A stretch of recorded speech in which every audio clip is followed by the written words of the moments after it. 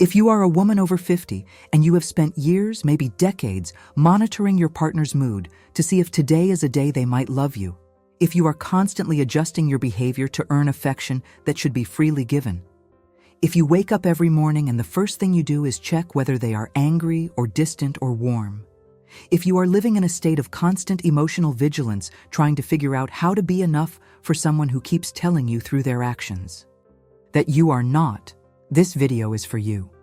Because what you are doing is not love. What you are doing is begging. You are begging for love. You are begging for attention. You are begging for basic respect and care from someone who should be giving it to you without you having to earn it. And I need you to hear this clearly. You are tired of begging because begging is exhausting. Begging is humiliating. Begging is soul-destroying. And you do not have to do it anymore. This video is going to explain exactly what begging for love looks like, why you do it, and what it is costing you psychologically, emotionally, and physically. I am going to show you the 5 signs that you are begging for love without even realizing it. I am going to explain the childhood and cultural programming that taught you that begging was normal. I am going to break down the specific psychological damage that years of begging causes. And then I am going to give you 10 concrete steps to stop begging and start demanding the real, complete, unconditional love you deserve. Not someday. Not when you are thinner or more patient or less emotional. Right now. As you are. Because you deserve love that does not require you to perform, to beg, to earn it one crumb at a time. By the end of this video, you will be able to see clearly whether you are in a relationship where you are begging for love. You will understand why you have tolerated this for so long. You will recognize the specific ways begging has damaged you, and you will have a roadmap for stopping, for walking away if necessary, for demanding more, for refusing to live the rest of your life monitoring someone else's mood to see if you are allowed to feel loved today. You will walk away from this video with the knowledge that begging is optional, that you can stop, that you deserve more. And that more is available if you are willing to stop accepting crumbs. But before we go deeper, I need something from you right now. If you have ever felt like you are begging for love, if you have ever adjusted your entire day around someone else's mood, if you have ever felt like you are auditioning for affection in your own relationship, subscribe to this channel immediately and turn on notifications. This is Enough and Whole, where we talk about the brutal psychology of relationships for women over 50. We do not tell you to communicate better or be more understanding. We tell you the truth. Some relationships are not fixable. Some people will never give you what you need, and you are allowed to stop trying. Every week, I bring you content based on the psychology of Walter Riso that refuses to minimize your experience or tell you that love requires suffering. So subscribe now, hit that bell, and let's continue. Now let me start by painting the picture so clearly that you cannot unsee it. You wake up in the morning. Before you even open your eyes fully, you are assessing. Is he awake? What mood is he in? Did I do something wrong yesterday? Is he angry? Is he distant? Should I talk to him or give him space? Your entire nervous system is on alert, trying to read the emotional temperature of the room so you know how to behave. If he seems okay, you relax slightly. You might try to connect. You might ask a question or make a joke or touch his arm. And you wait. You wait to see if he responds warmly. And if he does, you feel relief. You feel like you won. You earned his love today. But if he does not respond, if he pulls away or grunts or ignores you, you panic. What did I do wrong? How do I fix this? How do I get him to love me again? And you spend the rest of the day trying. You are extra careful. You do not ask for anything. You do not express needs. You are pleasant. You are helpful.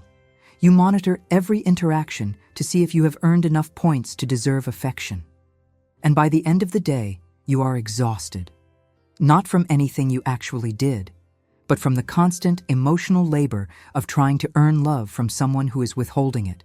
And you go to bed and you think, maybe tomorrow. Maybe tomorrow he will love me without me having to work so hard for it. But tomorrow comes and it is the same. And the day after that. And the day after that. For years. For decades. Until you realize, I am not in a relationship. I am in an audition that never ends. And I am so tired. Walter Riso teaches that love is not something you earn. Love is something you receive freely, or you do not receive it at all. And if you are having to monitor, adjust, perform, beg, earn love day by day, moment by moment, you are not receiving love. You are receiving crumbs, emotional crumbs. And you are so starved for real love that you have convinced yourself that crumbs are enough. That crumbs are all you deserve. That if you just try harder, if you just become more, if you just fix whatever is wrong with you, the crumbs will become a full meal. But they will not. Because the problem is not you. The problem is that you are trying to get nourishment from someone who is not capable of feeding you. And no amount of begging will change that. So if this is your reality, if you are living in emotional crumbs, monitoring moods, begging for scraps of affection, I need you to hear this. You are not crazy. You are not needy. You are not too much. You are starving. And starving people will do desperate things to survive. But you do not have to starve anymore. You can stop begging. You can demand a full meal. And if the person you are with cannot give you that, you can leave the table. And that leaving, that refusal to keep begging, is not giving up on love. It is finally loving yourself. Now let's break down the 5 specific signs that you are begging for love. Because most women do not recognize that they are begging. They think they are just trying to make the relationship work. They think they are being patient or understanding or loving. But there is a difference between working on a relationship and begging for basic respect and affection. And once you see these 5 signs clearly, you will know which one you are doing. The first sign is that you are constantly monitoring your partner's mood to determine your own emotional safety. You wake up and the first thing you do is check. What mood are they in? Are they approachable? Are they angry? Are they distant? And based on that assessment, you adjust your entire day. If they seem okay, you relax. If they seem off, you go into hypervigilance mode. You become smaller. You become quieter. You do not ask for anything. You do not express needs. You just try to stay out of the way until their mood improves. And this is not normal. This is not healthy partnership. This is emotional hostage-taking. Because in a healthy relationship, you do not have to monitor your partner's mood to know if you are safe. You are always safe. You can always express needs. You can always exist without having to earn the right to take up space. But in a relationship where you are begging for love, your partner's mood is the sun, and you are orbiting around it, trying not to get burned. And that constant vigilance is exhausting. It keeps your nervous system in a state of chronic activation. You are always assessing threat, always trying to predict whether today is a day you will be loved or ignored or criticized. And that is not partnership. That is survival. So if you spend significant energy every day monitoring your partner's mood and adjusting your behavior accordingly, you are begging for love. You are trying to earn safety and affection that should be unconditional. The second sign is that you are constantly making yourself smaller to avoid conflict or rejection. You do not say what you really think. You do not ask for what you really need. You do not express how you really feel. Because you have learned that honesty threatens the relationship, that expressing needs makes your partner angry or distant, that being yourself is too much. So you edit yourself. You make yourself smaller. You hide your opinions. You suppress your emotions. You pretend to be fine when you are not. You agree when you disagree. You smile when you want to scream. And you tell yourself, this is compromise. This is what relationships require. But it is not. Compromise is both people adjusting.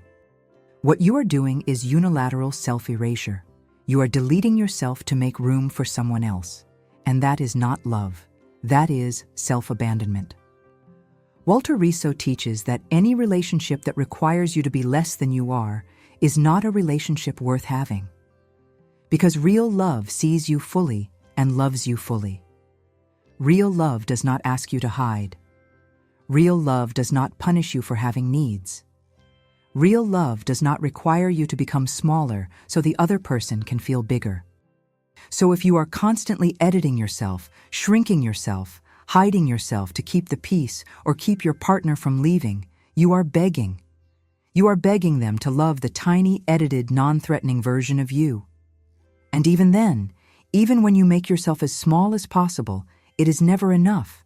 Because the problem is not your size. The problem is that they do not want to see you at all. The third sign is that you are giving exponentially more than you are receiving. You are the one who remembers birthdays, who plans dates, who initiates affection, who asks how their day was, who notices when something is wrong, who tries to fix problems, who sacrifices, who adjusts, who gives and gives and gives. And what are you receiving? Occasional attention, sporadic affection. Moments of warmth that feel so rare and precious that you cling to them as proof that the relationship is working. But it is not working. You are working. You are doing all the labor. You are carrying the entire emotional weight of the relationship. And they are showing up occasionally, giving you crumbs, and you are so grateful for those crumbs that you convince yourself the relationship is balanced. But it is not balanced. Balanced means both people are giving. Both people are trying. Both people are showing up. What you have is one person giving everything and one person taking everything and giving back just enough to keep you hooked, just enough to keep you hoping, just enough to keep you from leaving. And that is not love. That is exploitation. So if you are exhausted from giving, if you feel like you are the only one trying, if you keep track of the last time they did something kind for you because it was so rare, you are begging. You are begging them to reciprocate. And they are not. Because they do not have to. Because you keep giving even when they give nothing back. The fourth sign is that you are living in a state of constant emotional uncertainty. You never know where you stand. One day they are warm and affectionate and you think, we are okay, the relationship is good, I can relax. And the next day they are cold and distant and you think, what did I do wrong? Did something change? Are they going to leave? And you live in that cycle constantly, up and down, warm and cold, close and distant. And you never get to relax because you never know which version of them you are going to get. And that uncertainty keeps you hooked. Because intermittent reinforcement, the psychological term for unpredictable rewards, is one of the most addictive patterns that exists. It is why people stay at slot machines. It is why people stay in abusive relationships, because the unpredictability creates hope. You think, if I just keep trying, eventually they will be consistently warm. Eventually they will love me all the time instead of just sometimes. But they will not. Because the inconsistency is not accidental. The inconsistency is how they control you. By being unpredictable, they keep you in a state of constant striving, constant hoping, constant working to earn the good version of them. And as long as you are working for it, as long as you are begging for it, you are not asking for more. You are not demanding consistency. You are just grateful for the moments you get. So if your relationship is characterized by unpredictability, by you never knowing where you stand, by emotional whiplash between warmth and coldness, you are begging. You are begging them to be consistent. And they are refusing because your begging serves them. The fifth sign is that you have stopped believing you deserve more. You look at your relationship and you know deep down that it is not enough. You know that you deserve someone who loves you fully, consistently, without you having to earn it. But you have convinced yourself that this is as good as it gets, that everyone's relationship is like this, that you are asking for too much, that your expectations are unrealistic, that you should just be grateful for what you have. And that belief, that resignation is the final stage of begging. Because once you stop believing you deserve more, you stop asking for more. You stop fighting for more. You just accept the crumbs and tell yourself, this is love. This is what love looks like. But it is not. Love is not crumbs. Love is not uncertainty. Love is not monitoring moods. Love is not making yourself smaller. Love is full. Love is consistent. Love is safe. And anything less than that is not love. It is an imitation.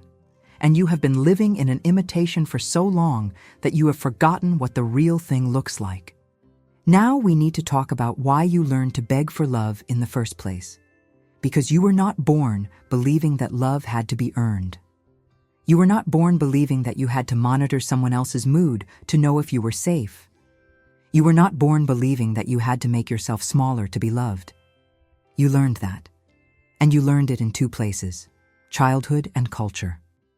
And understanding where this programming comes from is critical because it allows you to see that begging is not your nature. It is conditioning. And conditioning can be unlearned. Let's start with childhood. Most women who beg for love in adulthood learn to do it as children. They grew up in homes where love was conditional, where they had to earn approval, where they had to perform to be seen. Maybe you had a parent who was emotionally unavailable, who only showed affection when you were good, when you were quiet, when you were convenient, and when you were not, when you were loud or needy or emotional, they withdrew. They got angry. They ignored you, and you learned, my feelings are a problem. My needs are a burden. If I want to be loved, I have to suppress myself and become what they want me to be. And that lesson, that early lesson, becomes the template for every relationship you have after that. Because your nervous system learned, love is something I have to earn. Love is not safe. Love can be taken away if I am not good enough. Or maybe you had a parent who was inconsistent, who was warm and loving one day and cold and critical the next. And you spent your childhood trying to figure out which version of them you were going to get, trying to be good enough to keep the warm version around.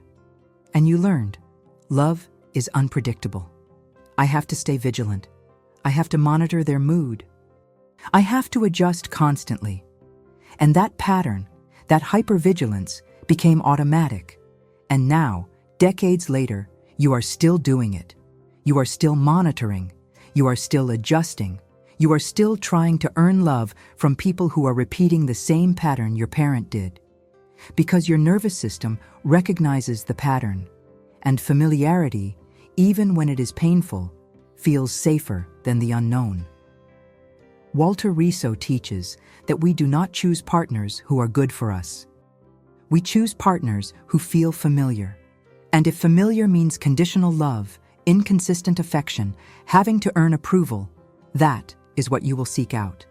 Not consciously, but unconsciously, your nervous system will recognize someone who withholds love, and it will say, I know this, I know how to handle this, I know how to survive this, and you will enter the relationship and immediately start begging. Because begging is what you know. Begging is what your childhood taught you love requires. And until you see that pattern clearly, until you can name it and understand where it comes from, you will keep repeating it. Now, let's talk about culture. Even if you did not learn to beg in childhood, the culture teaches women to beg for love. The culture tells women that their worth comes from being chosen by a man, that their job is to make men happy, that if a relationship is not working, it is the woman's responsibility to fix it, that women should be understanding, patient, accommodating, selfless, that women who have standards, who demand reciprocity, who refuse to tolerate poor treatment, are difficult, are demanding, are too much. And those messages are everywhere, in movies, in songs, in advice columns, in well-meaning people telling you, relationships are hard work, you have to compromise, you have to be patient. He is just going through something. Give him time, do not give up. And all of that advice, all of that cultural messaging teaches you to beg. It teaches you that if you are not getting what you need in a relationship, the problem is you. You are not trying hard enough. You are not being patient enough. You are not understanding enough. So you try harder. You become more patient. You become more understanding. And still, you do not get what you need. But instead of recognizing that the problem is the relationship, that the problem is the person who is withholding love, you keep blaming yourself. You keep begging.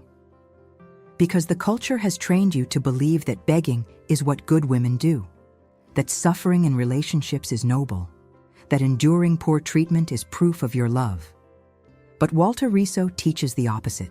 He teaches that suffering is not love. Suffering is suffering. And a relationship that requires you to suffer, to beg, to constantly earn affection is not a relationship worth staying in. No matter what the culture tells you, no matter how long you have been together, no matter how much you have invested, if you are begging for love, you are in the wrong relationship, and staying in it is not loyalty, it is self-destruction. So the culture lied to you. The culture told you that begging was normal, that enduring poor treatment was strength. But it is not. It is trauma, and you deserve better. The third piece of conditioning comes from the specific programming women over 50 received. If you were raised in the 60s, 70s, or 80s, you were told explicitly, your job is to support your husband. Your job is to make him happy. Your feelings do not matter as much as his comfort. Your needs are secondary. Your role is to serve. And if you internalize those messages, if you built your identity around being a good wife, a good partner, someone who sacrifices and endures, then begging feels like virtue. It feels like you are doing what you are supposed to do. It feels like proof that you are a good woman. But those messages were designed to control you. They were designed to keep women in relationships where they were giving everything and receiving nothing. They were designed to make women believe that their suffering was noble instead of recognizing it as exploitation. So if you are over 50 and you are begging for love, part of what you are fighting is not just your partner's behavior. You are fighting decades of programming that told you this is what women do. This is what love looks like. But it is not. And unlearning that programming is part of stopping the begging. Now we need to talk about what begging for love actually costs you. Because most people minimize this. They think, it is just a difficult relationship. It is not that bad. I am managing. But begging for love, living in a state of chronic emotional deprivation while constantly performing to earn scraps of affection, causes real, measurable, devastating psychological damage. And if you do not see that damage clearly, you will keep telling yourself you are fine when you are actually being destroyed from the inside out. The first cost is the complete erosion of your self-worth. When you spend years begging for love, you internalize a message: I am not worthy of being loved freely. I have to earn it. And if I am not getting it, it is because I am not good enough yet. And that belief, that core belief that you are inadequate, poisons everything. You stop believing you deserve respect. You stop believing you deserve reciprocity. You stop believing you deserve basic kindness. And you accept treatment that is so far below what you deserve that if you saw someone else tolerating it, you would tell them to leave. But you cannot see it in your own life because your sense of worth has been so eroded that you genuinely believe this is all you deserve. And that erosion does not just affect your relationship. It affects every area of your life. You stop advocating for yourself at work. You stop setting boundaries with friends. You stop asking for what you need from anyone. Because you have learned that your needs are a burden, that asking for more is too much, that you should just be grateful for whatever scraps you get, and you spend your life making yourself smaller and smaller, hoping that if you just need less, demand less, take up less space, people will finally love you. But they do not. Because the problem was never that you were too much. The problem is that you are with people who are not capable of giving you what you need. But by the time you realize that, your sense of worth is so damaged that you do not believe you could find better even if you tried. The second cost is chronic anxiety and hypervigilance. When you are begging for love, When you are living in a relationship where affection is unpredictable, where you never know if today is a day you will be loved or rejected, your nervous system never gets to rest. You are always on alert, always assessing, always trying to predict, always trying to control the uncontrollable. And that chronic activation of your stress response system causes real physical damage. Your cortisol levels stay elevated. Your immune system gets suppressed. Your sleep gets disrupted.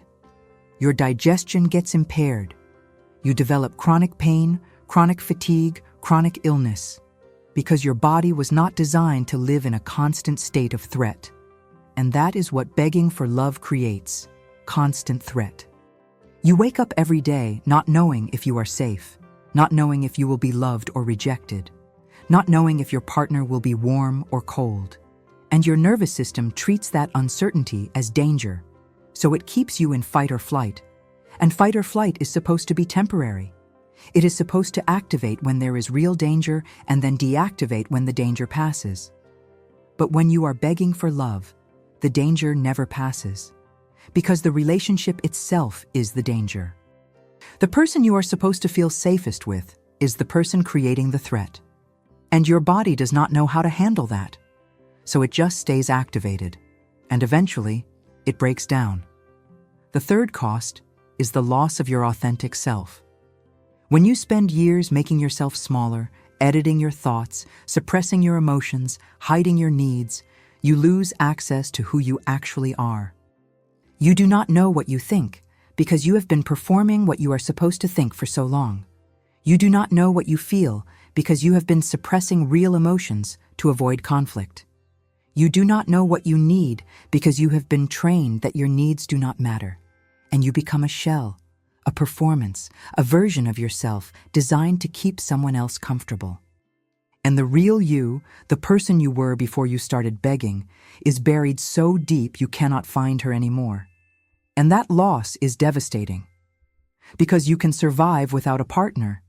You can survive without external validation. But you cannot survive without yourself. And when you have abandoned yourself to beg for someone else's love, when you have deleted yourself to make room for someone else, you are left with nothing. Even if the relationship ends, even if you leave, you do not get to just walk away and be free. You have to rebuild yourself from scratch. You have to excavate the real you from under years of performance and suppression. And that work is brutal. It is slow, it is painful, and it is only necessary because you spent years begging instead of demanding to be loved as you are. Walter Riso teaches that the relationship you have with yourself is the foundation of your entire life. And if that relationship is damaged, if you have abandoned yourself, if you do not know who you are anymore, everything else collapses. Your relationships collapse because you do not have a self to bring to them. Your work collapses because you do not have passion or purpose. Your health collapses because you do not believe you are worth taking care of. Everything collapses. And rebuilding takes years. So the cost of begging is not just the relationship. The cost is you. You lose yourself. And getting yourself back, if you can get yourself back at all, is the hardest work you will ever do. Now I need to pause and ask you something directly.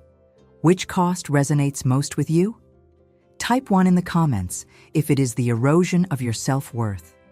Type 2 if it is chronic anxiety and hypervigilance. Type 3 if it is the loss of your authentic self. Type 4 if it is all of the above. Just type the number. Because naming which damage is loudest in your life is the first step towards stopping it. So pause right now, go to the comments, type your number, and see how many other women are carrying the same damage. You are not alone in this. Thousands of women are being destroyed by begging for love, and recognizing that is part of stopping. Now we move into the practical tools, the steps you can take to stop begging for love. And I need to be clear, these steps are not easy. They are not comfortable. They require you to see things you have been avoiding. They require you to stop lying to yourself. They require you to take action that will feel terrifying. But these steps are also the only way out.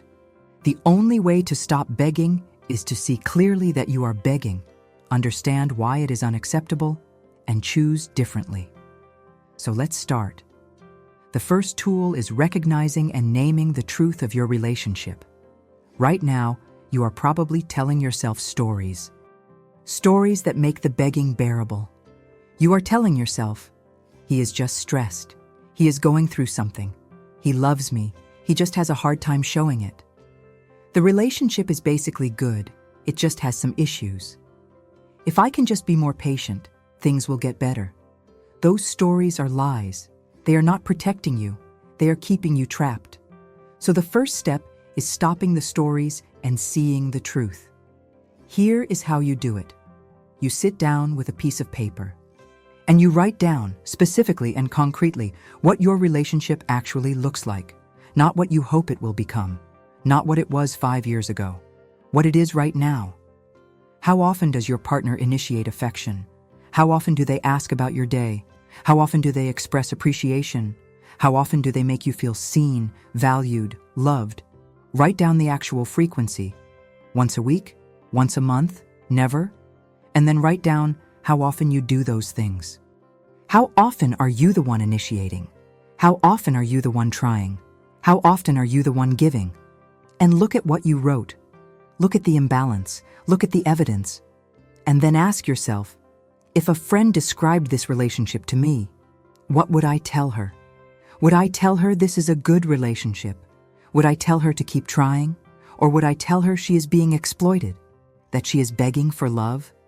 That she deserves better? Answer honestly. Because you already know the truth. You have always known the truth. You have just been avoiding it. But avoiding it is not protecting you. It is killing you. So see the truth, name it, write it down, say it out loud. I am begging for love. This relationship is not meeting my needs. I deserve more. And saying that, naming that, is the first step toward changing it. Walter Riso teaches that self-deception is one of the most dangerous things we do to ourselves. Because when you lie to yourself, when you tell yourself that inadequate love is enough, you rob yourself of the opportunity to choose differently. But when you see the truth, when you can name it clearly, you create the possibility for change. Not easy change, not comfortable change, but necessary change. So stop lying to yourself. Stop telling yourself stories that make the begging bearable. See the truth, and let that truth guide you. The second tool is stopping the justifications. Every time you think about your partner's behavior, every time you feel hurt or disappointed or neglected, you immediately justify it. You say, he is tired, he is stressed, he had a hard childhood, he does not know how to express emotions, he loves me, he just shows it differently. And all of those justifications, all of those excuses are ways you avoid holding your partner accountable. They are ways you let them off the hook for treating you poorly. And every time you justify, every time you excuse, you are teaching them that poor treatment is acceptable, that they do not have to change, that they can keep withholding love and you will keep tolerating it. So you have to stop justifying. And here is how. Every time you catch yourself making an excuse for your partner's behavior, you stop. And you ask, would I accept this behavior from anyone else? If a friend treated me this way, would I tolerate it? If a coworker treated me this way, would I excuse it? And the answer is almost always no. You would not tolerate it. You would set a boundary. You would distance yourself. You would demand better. But with your partner, you excuse, you justify, you tolerate, because you have convinced yourself that romantic relationships are different, that love requires suffering, that you should be understanding. But romantic relationships are not different. The standards should be the same. Actually, the standards should be higher. Because this is the person you are building a life with. This is the person you are trusting with your heart. This is the person who should treat you better than anyone else. So if they are treating you worse, if you are making excuses for behavior you would never tolerate from anyone else, that is a sign that something is profoundly wrong. So stop justifying, stop excusing, start holding your partner to the same standards you would hold anyone else. And if they cannot meet those standards, if they refuse to meet those standards, that is information. That tells you that they are not capable of loving you the way you need to be loved, and you can choose differently. The third tool is demanding reciprocity. Right now, you are giving everything and receiving crumbs, and you are accepting that. You are telling yourself, relationships require sacrifice. I should not keep score. Love is not transactional. But those are lies that keep you trapped. Because while love is not transactional in the sense of tit-for-tat exchange, real love is absolutely reciprocal. Real love means both people are giving. Both people are trying, both people are showing up. And if only one person is doing all of that, it is not love. It is exploitation. So you need to demand reciprocity. And demanding does not mean begging. Demanding does not mean asking nicely and hoping they change. Demanding means stating clearly what you need and creating consequences if those needs are not met. Here is what that looks like. You sit down with your partner and you say, I need consistent affection. I need you to initiate connection. I need you to ask about my day. I need you to show me that you value me, not occasionally, consistently. And I am not going to keep giving everything while receiving nothing. I need reciprocity. And if that is not something you can do, I need to know now, because I am not going to keep living like this. And then you stop talking. You do not justify. You do not explain. You do not beg them to understand. You just state what you need, and you wait. And here is what will happen. They will either step up or they will not. They will either hear you and start making changes, or they will dismiss you. They will tell you that you are being demanding, that you are expecting too much, that they are doing their best. And that response tells you everything you need to know. Because if someone truly loves you, if they truly want the relationship to work, they will hear you. They will take your needs seriously. They will try. But if they dismiss you, if they make excuses, if they turn it around and make you the problem, that tells you they are not capable of reciprocity. And you can stop wasting your energy trying to get them to give you something they are not willing to give. Walter Riso teaches that you cannot change other people. You can only change yourself. And changing yourself means stopping your participation in dynamics that harm you. So if you demand reciprocity and your partner refuses, you do not keep trying to convince them. You do not keep explaining why you need it. You just stop giving. You stop initiating affection. You stop doing all the emotional labor. You stop making yourself smaller. You stop performing. And you see what happens. And what will happen is one of two things. Either they will notice the change and step up, or they will not notice at all. And if they do not notice, if they are perfectly content with you pulling back because it means they do not have to give anything, that tells you the relationship is over. It was already over. You were just the only one trying to keep it alive. The fourth tool is stopping the mood monitoring. Right now, you are spending enormous energy trying to predict and manage your partner's moods. You wake up and you assess, what mood are they in? And based on that assessment, you adjust your behavior. But that monitoring is keeping you in a state of chronic anxiety. It is keeping you small. It is keeping you in the role of emotional caretaker instead of equal partner. So you have to stop. And stopping is terrifying at first. Because the monitoring feels like protection. It feels like if you can just predict their mood, you can avoid conflict. But that is an illusion. You cannot control their mood. You cannot manage their emotions. And trying to do so is exhausting you without actually keeping you safe. So here is what stopping looks like. You wake up in the morning, and instead of immediately assessing their mood, you check in with yourself. How do I feel? What do I need today? And you honor that. You get up. You make yourself breakfast. You do what you need to do. And you do not adjust your behavior based on their mood. If they are distant, you do not shrink. You do not try to fix it. You just continue being yourself. If they are angry, you do not take responsibility for their anger. You just observe it. And you say to yourself, their mood is their responsibility. I am not going to manage it. I am not going to fix it.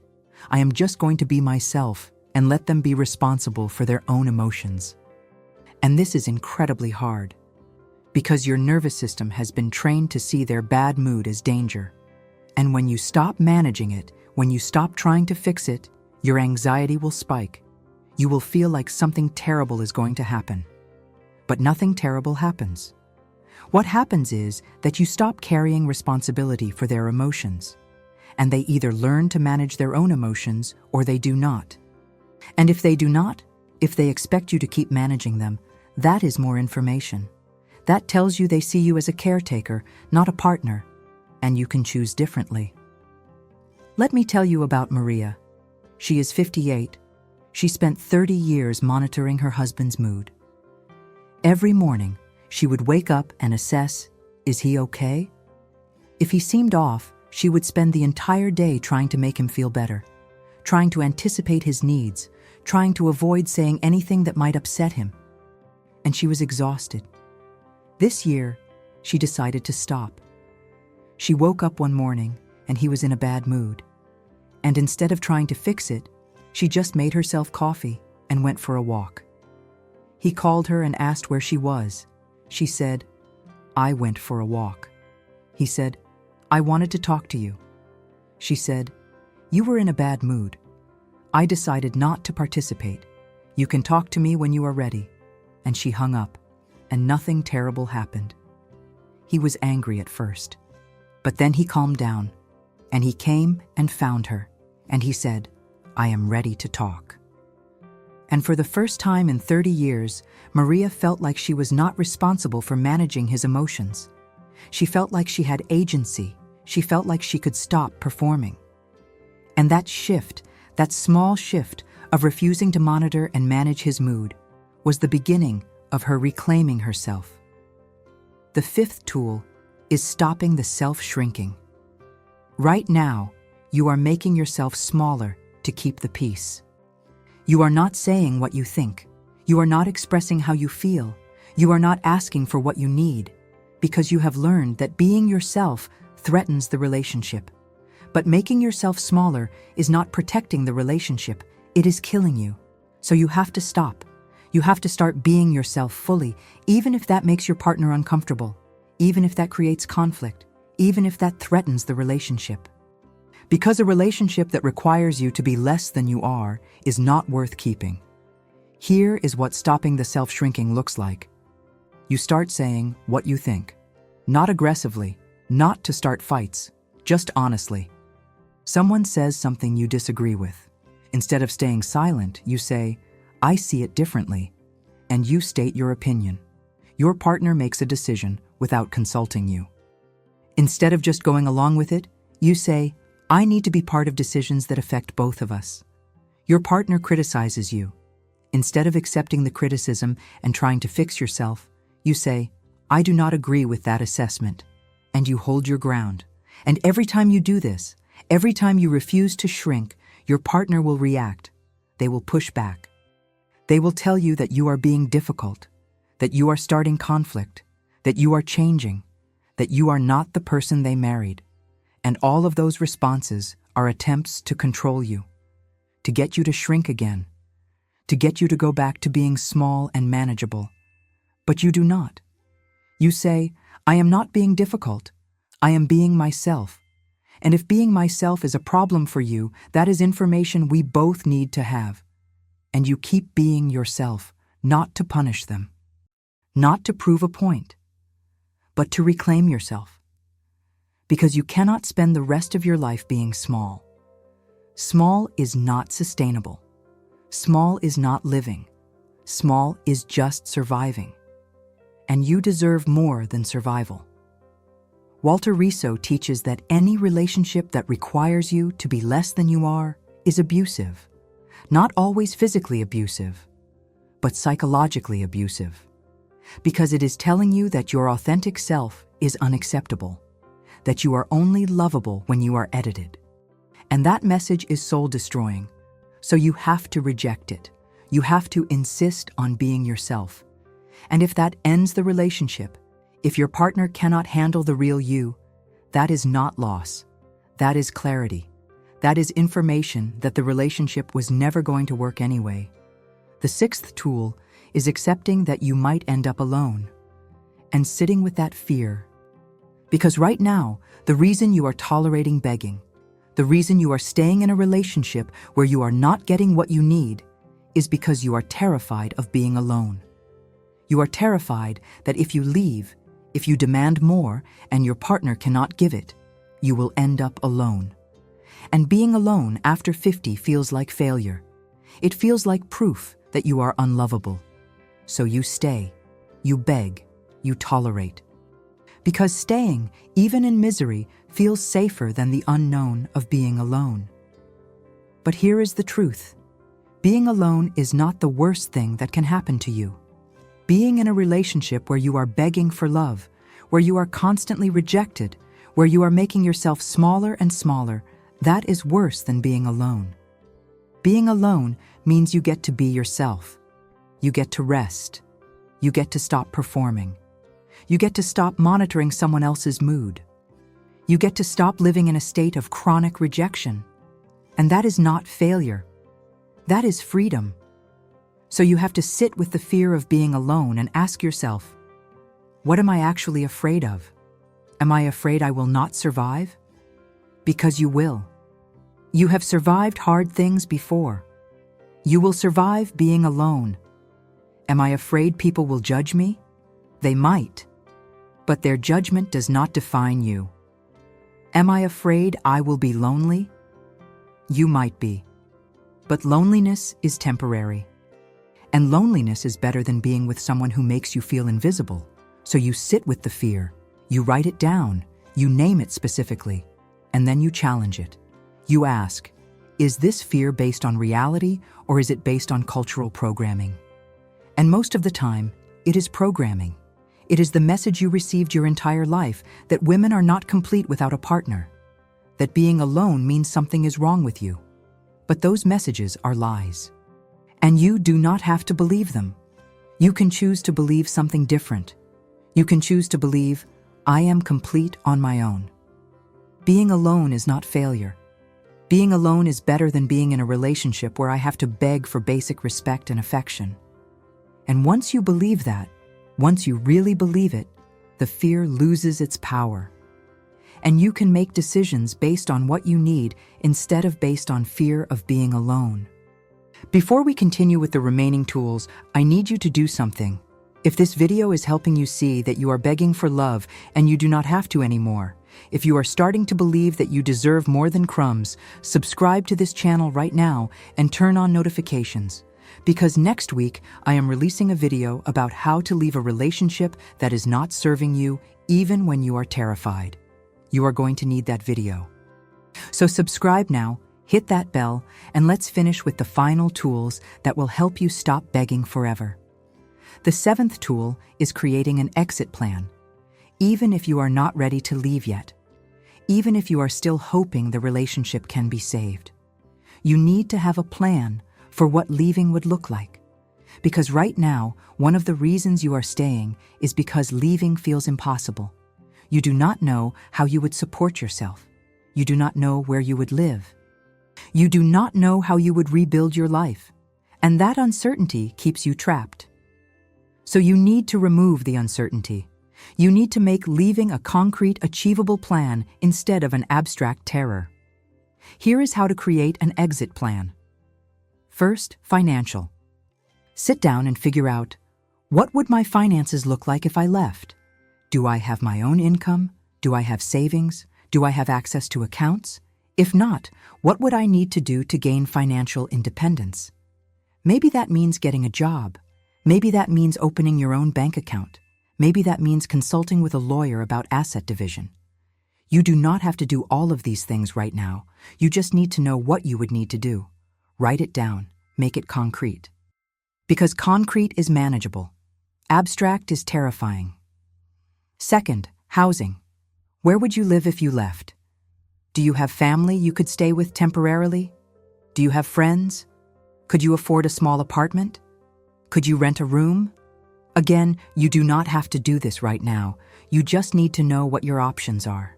Because knowing your options removes the sense of being trapped. You see, I could leave, I could survive, I would have a place to go. And that knowledge creates psychological space. Third, support. Who would support you if you left? Who would believe you?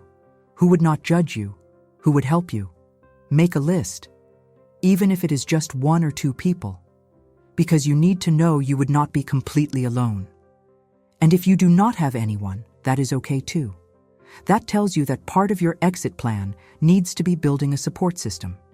Maybe that means joining a support group. Maybe that means finding a therapist. Maybe that means connecting with women online who are in similar situations. You do not have to have a huge support network. You just need to have someone. Walter Riso teaches that the sense of being trapped is often an illusion. We feel trapped because we have not explored our options. But when we sit down and actually map out what leaving would look like, when we make it concrete, we realize, I am not trapped. I have options. I might not like all my options, but I have them. And that knowledge is power. It allows you to stay in the relationship, not because you are trapped, but because you are choosing to see if things can change. And if they cannot change, if your partner refuses to meet your needs, you know you can leave. You know how you would do it. And that knowledge makes leaving possible instead of impossible. The 8th tool is surrounding yourself with people who will not let you lie to yourself. Right now, if you are begging for love, you are probably isolating. You are probably not telling people how bad things really are. Because you are ashamed. You are afraid they will judge you. You are afraid they will tell you to leave, and you are not ready to hear that. So you hide, you perform, you say everything is fine. And that isolation makes it easier to stay. Because when nobody is witnessing your reality, you can keep lying to yourself about it. So you need to break the isolation. You need to tell at least 1 or 2 people the truth, not the edited version, the real version. You say, I am begging for love. I am in a relationship where I give everything and receive crumbs. I monitor my partner's mood constantly. I make myself smaller to avoid conflict. I am exhausted. I do not know what to do. And you let them witness it. You let them see you. And here is what will happen. They will validate you. They will say, that is not okay. You deserve better. You are not crazy. What you are describing is not normal. And that validation, that external confirmation that your reality is real, is what allows you to stop gaslighting yourself. And you also need people who will hold you accountable. People who will not let you make excuses. People who will say, you said you were going to have that conversation with your partner. Did you? And if you did not, why not? People who will call you on your patterns. People who will not let you keep avoiding the hard decisions. Because left to yourself, you will keep making excuses. You will keep tolerating. You will keep hoping things will magically get better. But they will not. And having people who refuse to let you lie to yourself, who keep pointing you back to reality, is what helps you make the changes you need to make. Let me tell you about Janet. She is 62. She spent 20 years begging for love from her husband. And she told no one. She was ashamed. She thought if people knew, they would judge her. So she performed happiness, and she stayed. This year, she finally told her sister the truth, and her sister said, Janet, you need to leave. What you are describing is abuse. And Janet was shocked. She said, it is not abuse. He does not hit me. And her sister said, abuse is not just physical. He is withholding love.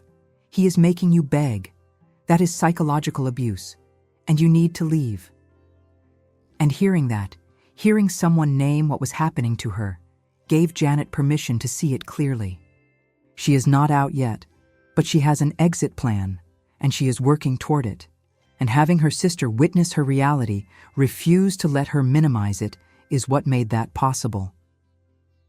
The 9th tool is deciding your line in the sand, your final boundary, the point at which you will leave no matter what.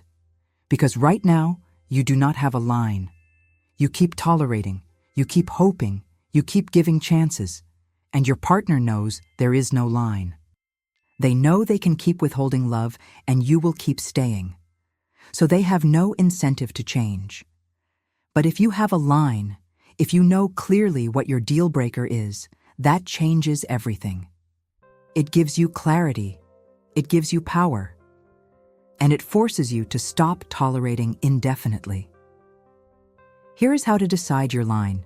You sit down and ask yourself, what am I no longer willing to tolerate? Be specific. Maybe your line is, if my partner does not initiate affection at least once a week for the next 3 months, I am leaving. Maybe your line is, if my partner dismisses my needs when I express them one more time, I am leaving. Maybe your line is, if I spend the next 6 months doing all the emotional labor and my partner does nothing, I am leaving. Whatever your line is, it needs to be specific, it needs to be measurable, and it needs to be non-negotiable. And once you decide your line, you communicate it. You tell your partner, this is my final boundary. I need X. And if X does not happen within Y timeframe, I am leaving. I am not threatening you. I am not trying to manipulate you. I am telling you the truth about what I need to stay in this relationship. And then you stop talking. You do not negotiate. You do not explain further. You just state your line and you hold it. And then you watch. You watch to see if your partner takes you seriously. You watch to see if they make changes. And if they do not, if they call your bluff, if they assume you are not serious, you follow through. You leave. Not because you want to, but because staying after they have crossed your final line would mean abandoning yourself completely. And you are not going to do that anymore. Walter Riso teaches that boundaries without consequences are just suggestions. And if you keep stating boundaries and never enforcing them, your partner learns that your boundaries do not matter, that they can keep crossing them without consequence. So having a line in the sand, a final boundary, and actually following through when it is crossed is what gives you back your power. It shows your partner, I am serious, and it shows yourself, I am capable of protecting myself. I am not going to keep begging. I am going to demand what I deserve. And if I do not get it, I am going to leave. The 10th and final tool is honoring the time you have left. You are over 50. You do not have 50 years ahead of you.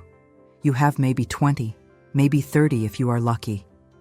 And every year you spend begging for love is a year you are not living. It is a year you are surviving. It is a year you are making yourself smaller.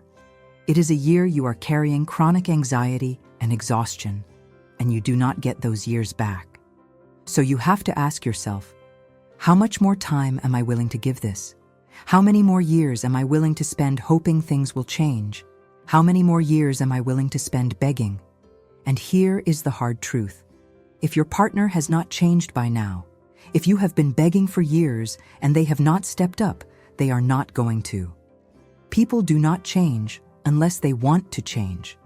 And if your begging has not motivated them to change, nothing will. So staying, hoping, giving them more time is not hope. It is denial, and denial is costing you your life. So you have to decide, am I willing to spend the time I have left like this? And if the answer is no, if the answer is I deserve more, then you have to act. You have to stop begging. You have to demand reciprocity. And if you do not get it, you have to leave. Not someday. Not when you are ready. Now. Because now is all you have. And you do not have time to waste on people who are not capable of loving you the way you need to be loved. This does not mean you leave today.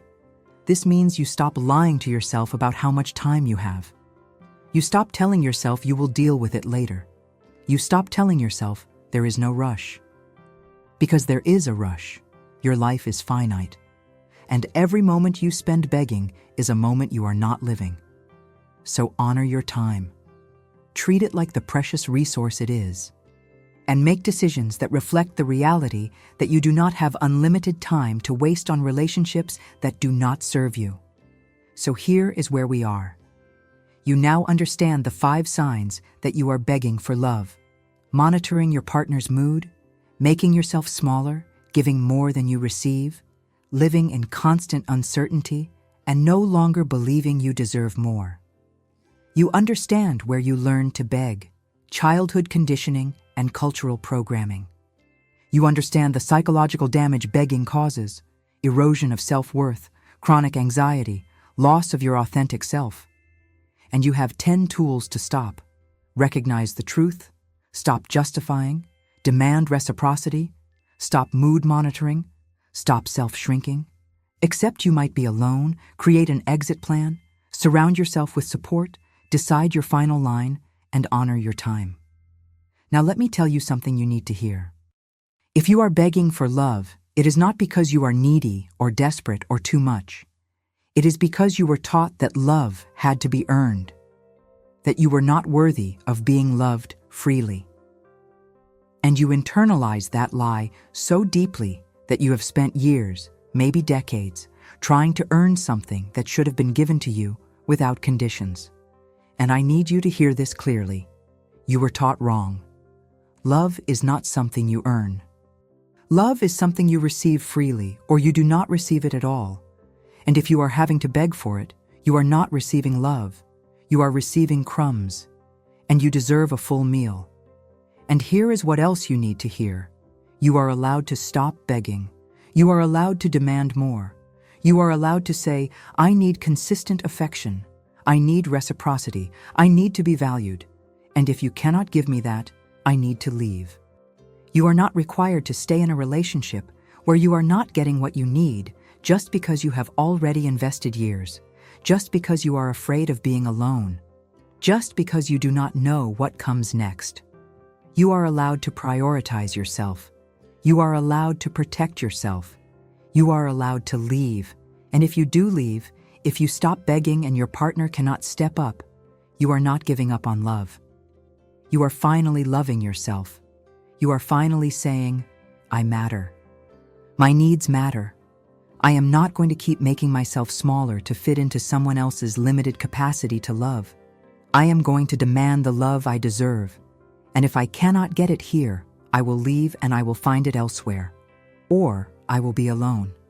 And either of those options is better than spending one more year begging. Walter Riso teaches that you teach people how to treat you.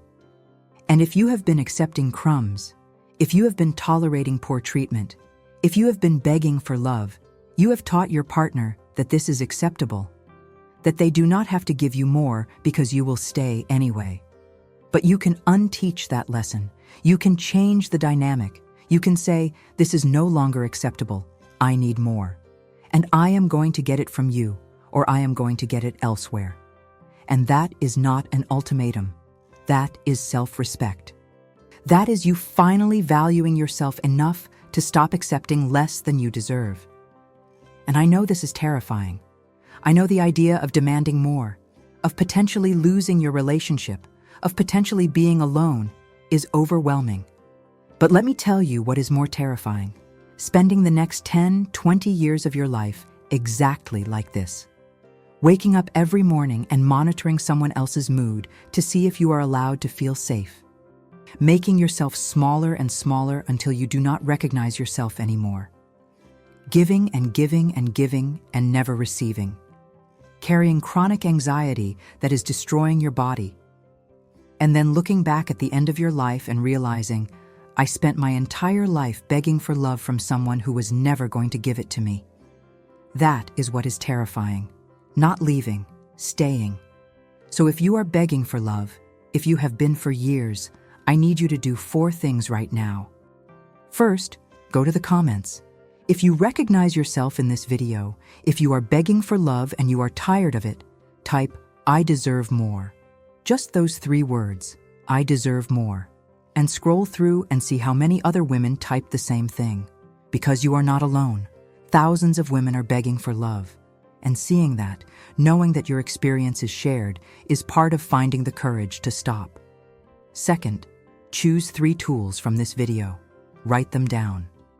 Commit to implementing them this week. Not all 10, just 3. The 3 that feel most urgent for your situation. Maybe it is recognizing the truth and stopping the justifications. Maybe it is demanding reciprocity. Maybe it is creating an exit plan. Whatever 3 resonate most, write them down. And start using them. Not perfectly, just start. Because starting is how you stop begging. One tool at a time, one boundary at a time, one decision at a time. Third, subscribe to this channel. Turn on notifications. Because next week I am releasing a video about how to leave a relationship even when you are terrified of being alone. That video is going to give you the psychological framework for understanding why being alone is not the tragedy you think it is. And it is going to give you practical steps for leaving without collapsing into despair. You need that video, so subscribe now and hit that bell. Fourth, share this video with someone who is begging for love. Someone who is tolerating poor treatment, someone who is making themselves smaller, someone who is exhausted from giving everything and receiving nothing. Send them this video. Let them know you are not alone. This is not normal. You deserve better. And there is a way out. Because sharing this is how we break the silence. This is how we stop pretending that begging for love is normal. This is how we help each other see that we deserve more. You are not pathetic for begging. You are not weak for staying. You are not failing for being tired. You are surviving a relationship dynamic that should never have been normalized. You are navigating cultural programming that taught you suffering in relationships was noble. You are carrying childhood wounds that taught you love had to be earned. And none of that is your fault. But what you do next, that is your choice. You can keep begging, you can keep hoping, you can keep giving chances, or you can stop. You can demand more. You can choose yourself. And choosing yourself is not selfish. It is survival. It is self-respect. It is you finally loving yourself enough to refuse to keep begging. So stop begging. Stop monitoring. Stop shrinking. Stop justifying. Stop tolerating. Stop hoping things will magically change. They will not change unless you change them.